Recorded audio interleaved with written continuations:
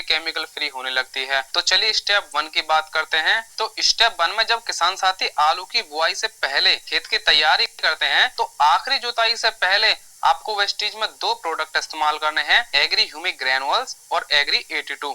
मात्रा की बात करें तो 1 एकड़ खेत में 5 किलो एग्री ह्यूमिक ग्रैनुअल्स और 150 ml एग्री 82। किसान साथियों, एग्री ह्यूमिक ग्रैनुअल्स यहाँ पर इसलिए रिकमेंड किया गया है क्योंकि इसके इस्तेमाल करने से आपके खेत की मिट्टी भुरभुरी बनती है और मिट्टी में हवा का संचार अच्छी तरह से होता है और पानी भी गहराई तक जाता है, जिससे आगे जाकर आलू का साइज आसानी से बढ़ जाता है। और एग्री 82 यहाँ पर एक्टिवेटर का काम करता है। अब अगर यहाँ पर आप एग्री 82 की जगह एक और प्रोडक्ट इस्तेमाल करना चाहते हैं जिसे वेस्टीज ने कुछ समय पहले ही लॉन्च किया है, जिसका नाम है एग्री एक्वाजेल। यह प्रोडक्ट भी एक्टिवेटर की कैटेगरी में आता है और इसके प्रयोग से किसान साथी 40% तक फर्टिलाइजर और 50% तक पानी की बचत भी कर सकते हैं। इसके रिजल्ट भी शानदार आ रहे हैं। मात्रा की बात करें तो 1 एकड़ खेत में एग्री एक्वाजेल की डोज रहती है कम से कम 1 किलो। अब आप चाहें तो एग्री 82 इस्तेमाल कर सकते हैं या फिर एग्री एक्वाजेल इस्तेमाल कर सकते हैं। किसान साथियों, इन प्रोडक्ट्स को आप डीएपी के साथ मिलाकर डाल सकते हैं, लेकिन उससे पहले आपको डीएपी को 20 से 25% कम जरूर करना है, क्योंकि वेस्टीज के एग्री प्रोडक्ट्स डीएपी की कार्य क्षमता को बढ़ा देते हैं। इसलिए हम डीएपी को 20 से 25% कम करा रहे हैं और आप इसे गोबर की पकी हुई खाद में मिलाकर डाल सकते हैं। अब आता है स्टेप 2, जो कि मोस्ट इंपोर्टेंट है, क्योंकि आलू में फंगस जनित बीमारी बहुत ज्यादा आती है। तो यहाँ पर आपको 2 प्रोडक्ट इस्तेमाल करने हैं, एग्री ह्यूमिक और एग्री प्रोटेक।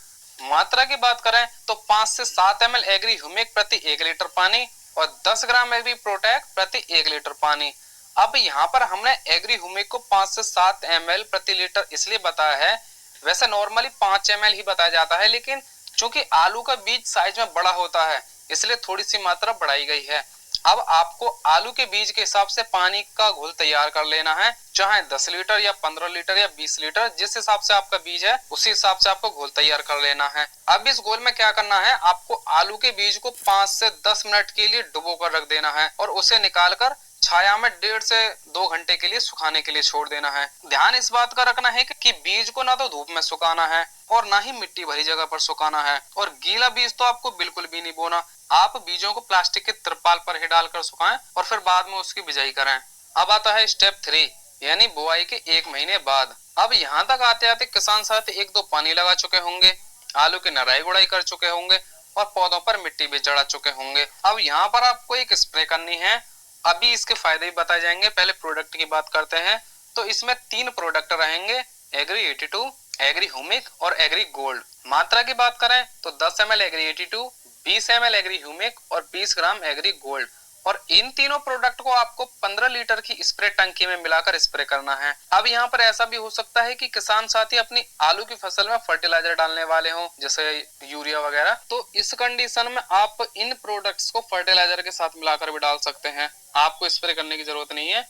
तो यहाँ पर 1 एकड़ खेत के लिए मात्रा होगी एग्री 82 की 150 ml, एग्री ह्यूमिक की 250 से 300 ml और एग्री गोल्ड की 100 ग्राम।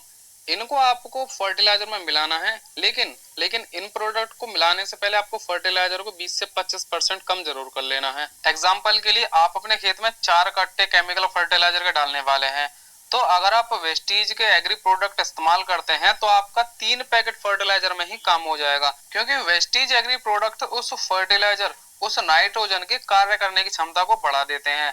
अब इस वाली स्टेप को करने से आपको क्या फायदा होंगे, तो फायदे ये होंगे कि आपके पौधों को पोषक तत्व आसानी से मिलेंगे और फसल की ग्रोथ अच्छी होगी, पत्तों में हरापन आएगा और फसल मौसमी बदलाव जैसे पाला, बारिश आदि इन सभी से बची रहेगी और पौधा भी मजबूत रहेगा। दोस्तों, वीडियो के अंत में हम नए किसान साथियों को भी वेस्टीज के प्रोडक्ट, ताली बजाओ एक बार जोर से भाई।